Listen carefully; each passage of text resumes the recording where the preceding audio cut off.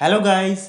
इस वीडियो में मैं आपको एक्सरसाइज नंबर 4.1 का क्वेश्चन नंबर 2 का फोर्थ पार्ट करवाऊंगा और इस टाइप की वीडियोस मैं बनाता रहता हूं, तो आप इस टाइप की वीडियोस के लिए मेरे चैनल को सब्सक्राइब कर सकते हैं। तो स्टार्ट करते हैं फिर इस वीडियो को। अब हम देखते हैं हमें इस क्वेश्चन में क्या बोला गया है। Represent the following situation in the form of quadratic equation. Okay, आपको इस क्वेश्चन में एक सिचुएशन दे रखी है और इस सिचुएशन की हमें क्वाड्रेटिक इक्वेशन बनानी है। बहुत ही इजी क्वेश्चन है। अगर आपको ये क्वेश्चन मुश्किल लगता है तो कोई बात नहीं, मैं आपको एक ऐसा ट्रिक बताऊंगा जिससे आपको ये क्वेश्चन बहुत इजी लगने लग जाएगा। सबसे पहले एक चीज ये नोट करनी है आपको कि क्वेश्चन में जो चीज बोली गई है ना, सिर्फ आप उतना ही करोगे। आपको क्वाड्रेटिक इक्वेशन सोल्व करके नहीं दिखानी, आपको सिर्फ इक्वेशन बनाने के लिए बोला है, तो आप इक्वेशन बना के इस क्वेश्चन को छोड़ दोगे। क्लियर? ज्यादातर बच्चों को मैंने देखा वो क्या करते हैं, वो इक्वेशन को ना सोल्व करने लग जाते हैं। तो सोल्व करने के आपको कोई भी एक्स्ट्रा मार्क्स नहीं मिलेंगे जब तक आपको सोल्व करने के लिए ना बोला जाए। क्लियर? अब हम चलते हैं सिचुएशन के ऊपर। तो अब देखो हमें सिचुएशन में क्या बोला गया है। A train travels a distance of 480 kilometre at a uniform speed. Uniform का मतलब क्या होता है? कांस्टेंट स्पीड, यानी कि स्पीड चेंज नहीं हो रही। अब देखो मान लो मैं रोड पे बाइक चला रहा हूं, तो कभी मैं ब्रेक मारूंगा, कभी मैं एकदम रेस दूंगा, है ना। यानी कि जब मैं रोड पे बाइक चला रहा हूं तो कभी स्पीड स्लो हो रही है, कभी फास्ट हो रही है। तो जब स्पीड कम या ज्यादा होती है उसको बोलते हैं नॉन यूनिफॉर्म स्पीड। लेकिन जो आपकी ट्रेन है वो यूनिफॉर्म स्पीड से चल रही है, यानी कि जिस स्पीड से चल रही है उसी स्पीड से चलती जाएगी। ना स्पीड कम होगी ना स्पीड ज्यादा होगी। मान के चलते हैं कि जो ट्रेन है वो आपकी 100 किलोमीटर पर आवर की स्पीड से चल रही है, तो हमारी जो ट्रेन है वो इसी स्पीड से चलती जाएगी। क्लियर? तो ट्रेन कितना डिस्टेंस ट्रेवल करती है? ट्रेन आपका 480 किलोमीटर ट्रेवल करती है।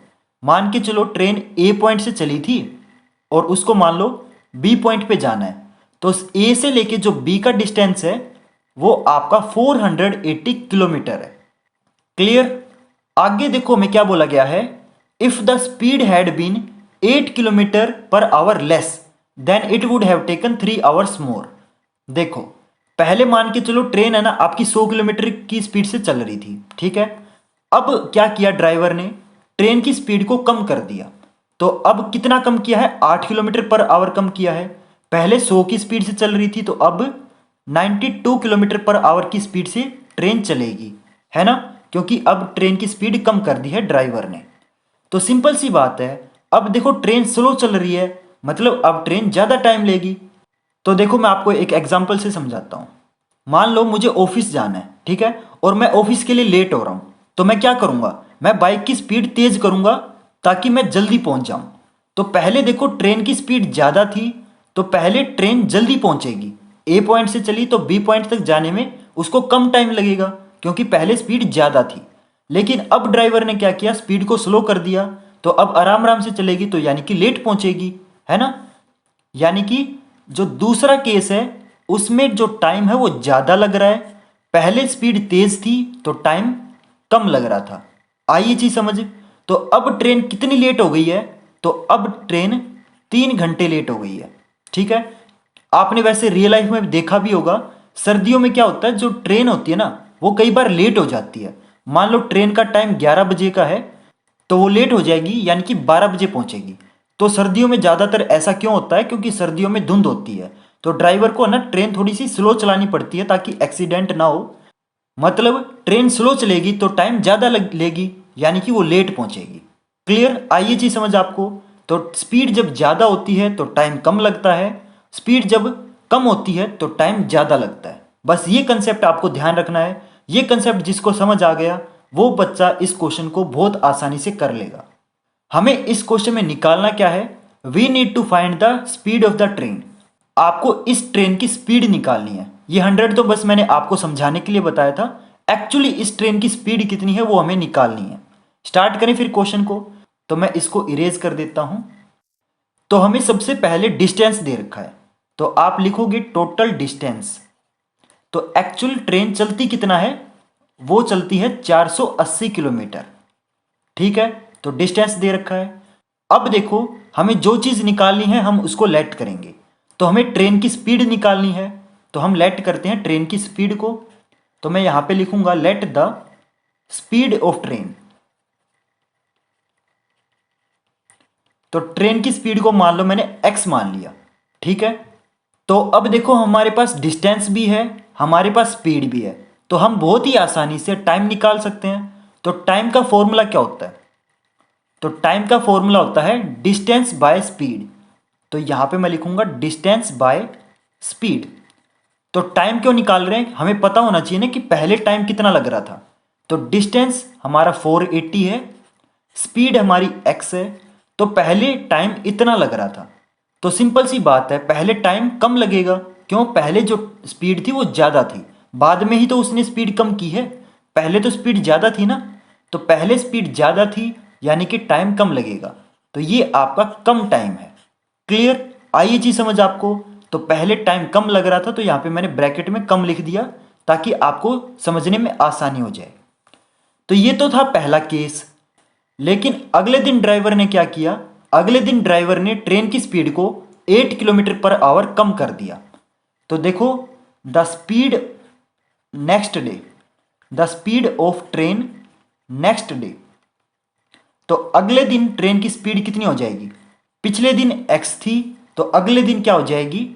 x minus 8।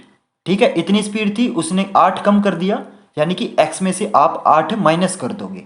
क्लियर? तो अब देखो आपकी अगले दिन की स्पीड आ गई।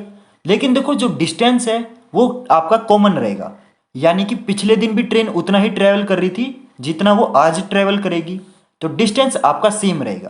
क्लियर? तो अब देखो मैं अगले दिन का टाइम निकालता हूं।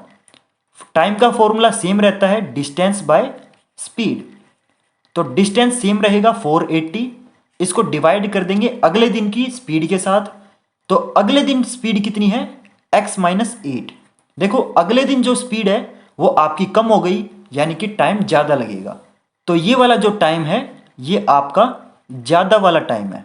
ठीक है, तो एक चीज़ याद रखना, हमेशा ना ज़्यादा में से कम सब्ट्रैक्ट होता है। ये चीज़ तो पता होगी ना, हमेशा बड़े में से छोटा सब्ट्रैक्ट करते हैं, यानी कि ज़्यादा में से आप कम को सब्ट्रैक्ट करोगे तो टाइम कितना एक्स्ट्रा लग रहा है? टाइम आपका 3 घंटे ज़्यादा लग रहा है। मतलब आप ज़्यादा में से कम को माइनस करोगे तो आपका 3 आएगा। क्लियर? तो देखो यहाँ पे मैं लिखता हूँ, तो ज़्यादा वाला टाइम कितना है? 480 बाय में x माइनस 8। तो ये आपका ज़्यादा वाला टाइम है, इसमें से आप कम वाला टाइम माइनस कर दोगे 480 बाय में x, तो आपका कितना आएगा? तो जितना टाइम एक्स्ट्रा लग रहा है, तो कितना टाइम एक्स्ट्रा लग रहा है? 3 घंटे एक्स्ट्रा लग रहे हैं, तो आप इक्वल टू 3 लिख दोगे। क्लियर?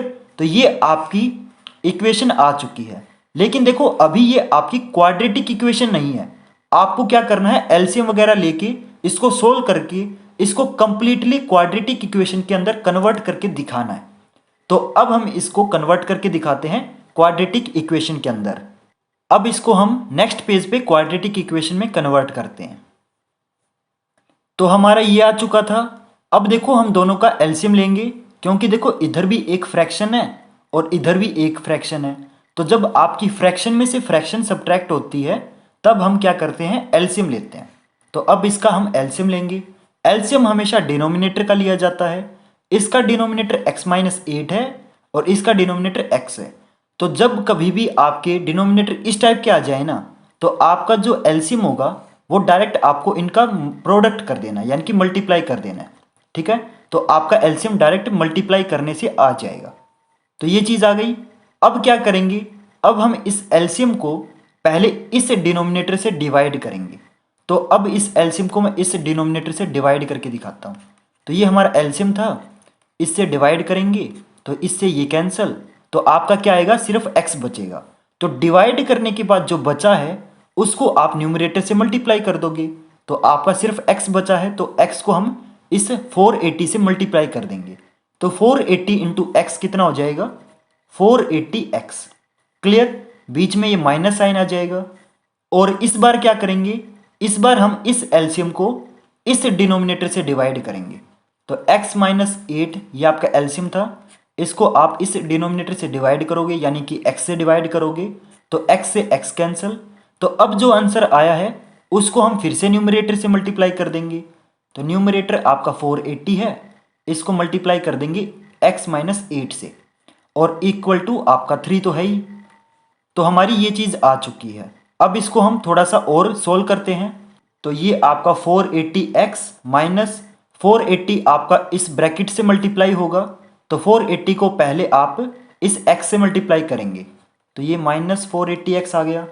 फिर ये 480 आपका इस माइनस 8 से मल्टीप्लाई होगा, तो माइनस से माइनस कैंसिल, तो यहाँ पे प्लस आ जाएगा, और 480 इंटू 8 हो जाएगा 3840 इक्वल टू 3 है। और डिनोमिनेटर में देखो क्या है, x माइनस 8 इंटू एक्स, तो इसको भी मल्टीप्लाई कर देंगे, तो ये एक्स स्क्वेयर माइनस 8x आ जाएगा। क्लियर। अब देखो 480 में से 480 सब्ट्रैक्ट हो रहा है, तो ये कैंसिल हो गए, तो यहाँ पे आएगा 3840 divided by x square minus 8x is equal to 3।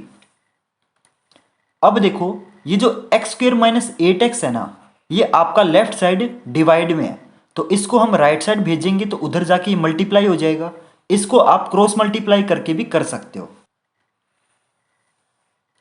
इसको हम इधर सोल्व करते हैं, तो इधर लेफ्ट साइड आपका ये बचेगा 3840 इक्वल टू, और 3 आपका एक्स स्क्वेयर माइनस 8x से मल्टीप्लाई हो जाएगा, तो मल्टीप्लाई करते हैं, तो 3 into x square 3x square, 3 into minus 8x, तो ये माइनस 24x।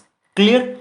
अब देखो आपकी मर्जी है, आप यहां तक छोड़ना चाहो तो भी छोड़ सकते हो, लेकिन इसको आप एक स्टेप और करना चाहो तो आपकी मर्जी है, ठीक है। आप चाहो तो एक स्टेप और भी कर सकते हो।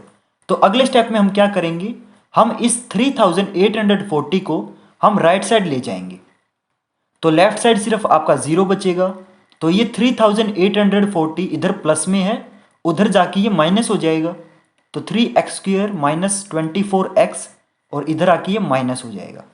क्लियर। तो स्टूडेंट्स ये आपकी क्वाड्रेटिक इक्वेशन आ चुकी है। आप इसको ऐसे भी लिख सकते हो, राइट वाली चीज़ों को लेफ्ट लिख देंगे, लेफ्ट वाली चीज़ों को राइट लिख देंगे, कोई फर्क तो पड़ेगा नहीं, क्योंकि आपको पता है जैसे मान लो x is equal to y है, तो आप y is equal to x भी लिख सकते हो, एक ही मतलब है। तो हम लेफ्ट वाली चीज़ों को राइट साइड और राइट साइड वाली चीज़ों को लेफ्ट साइड अरेंज कर सकते हैं, तो करेंगे फिर। तो ये आपकी इक्वेशन क्या बन जाएगी, 3x square minus 24x minus 3840 equal to 0। Clear students. तो यहाँ पे ये आपका क्वेश्चन कंप्लीट हो गया। तो आप अगर इस क्वेश्चन को यहाँ तक भी छोड़ाओगे ना, तो भी आपका ठीक माना जाएगा, कोई भी गलत नहीं करेगा, ये मैं आपको गारंटी देता हूँ। लेकिन आप चाहो तो इसमें से आप 3 कॉमन भी निकाल सकते हो। तो देखो यहाँ पे 3 कॉमन निकाल के दिखाता हूँ मैं। तो यहाँ पे 3 कॉमन आ जाएगा, तो अंदर 24 को अगर 3 से डिवाइड करें तो 8 आएगा, तो 8x, और 3840 को हम 3 से डिवाइड करेंगे तो ये 1280 आएगा इक्वल टू 0। अब देखो जो ये 3 है ये आपका लेफ्ट साइड मल्टीप्लाई है, इस 3 को हम राइट साइड भेज देंगे तो उधर जाके ये डिवाइड हो जाएगा, तो x square minus 8x minus 1280, 0 को हम 3 से डिवाइड करेंगे, तो वैसे आपको पता है 0 को किसी भी चीज़ से डिवाइड करो कोई फर्क तो पड़ेगा नहीं, तो वो आंसर वापस 0 आ जाएगा। तो स्टूडेंट्स आपका ये आंसर आ चुका है। तो यहाँ पे देखो मैंने 4 टिक लगाए हैं, मतलब ये चारों के चारों आंसर करेक्ट है। जिसके आगे मैंने टिक लगा रखा ना, आप वो भी लिख के आओगे तो भी करेक्ट माना जाएगा, कोई भी टीचर आपका गलत नहीं करेगा, ये मैं आपको गारंटी देता हूँ। बाकी आपकी मर्जी है, आप आगे तक भी इसको सोल्व कर सकते हो, लेकिन मैं तो आपको यही एडवाइस दूंगा कि आप ना इस क्वेश्चन को यहाँ तक करके छोड़ के आ जाना। क्योंकि क्यों हमें बिना बात आगे सोल्व करना है, क्योंकि जितना ज़्यादा सोल्व करोगे उतने ज़्यादा मिस्टेक होने के चांसेस हो जाएंगे। मान लो कहीं पे डिवाइड करने में मिस्टेक हो गई तो वो बिना बात का पंगा है ना। एक काम करना, आपने यहाँ तक भी करके छोड़ाना, कोई भी गलत नहीं करेगा। तो स्टूडेंट्स आपका यहाँ पे ये क्वेश्चन कंप्लीट होता है। तो बस जो कंसेप्ट ध्यान रखना था वो ये था कि बड़े टाइम में से आपको छोटा टाइम सब्ट्रैक्ट करना है, ये कंसेप्ट आपको ध्यान रखना है बस। और बड़ा टाइम कौन सा होता है, बड़ा टाइम वो होता है जिसमें स्पीड कम होती है, ठीक है, और जिसमें स्पीड ज़्यादा होती है वो छोटा टाइम होता है। क्लियर। तो ये कंसेप्ट ध्यान रखना। होप करता हूँ आपको ये क्वेश्चन समझ आया होगा, और प्लीज़ मेरे चैनल को सब्सक्राइब कर लेना, क्योंकि मैं इसी टाइप के जो मुश्किल क्वेश्चन होते हैं ना, उनके लिए इजी ट्रिक लाता रहता हूँ। तो प्लीज़ चैनल को सब्सक्राइब कर लेना, और अगर आपको ये वीडियो पसंद आई तो प्लीज़ लाइक कर देना, कमेंट करके बताना कि आपको ये वीडियो कैसी लगी, और अपने फ्रेंड्स के साथ शेयर कर देना। ठीक है। मुझे पता है ज़्यादातर बच्चे है ना शेयर नहीं करते, क्योंकि वो ये सोचते हैं कि यार जो ट्रिक मेरे को पता है वो मैं औरों को क्यों बताऊँ। लेकिन प्लीज़ शेयर कर देना, मेरा भी फ़ायदा हो जाएगा। और चैनल को सब्सक्राइब कर लेना, ठीक है। और अगर आपको कोई डाउट या क्वेरी है तो आप मुझे इंस्टाग्राम पे मैसेज करके पूछ सकते हैं। मैं बहुत सारे बच्चों की वहाँ पे डाउट सोल्व करता हूँ, तो आपकी भी सोल्व हो जाएगी। तो स्टूडेंट्स, मिलते हैं फिर नेक्स्ट वीडियो में नए टॉपिक के साथ। तब तक के लिए goodbye and have a nice day. Bye.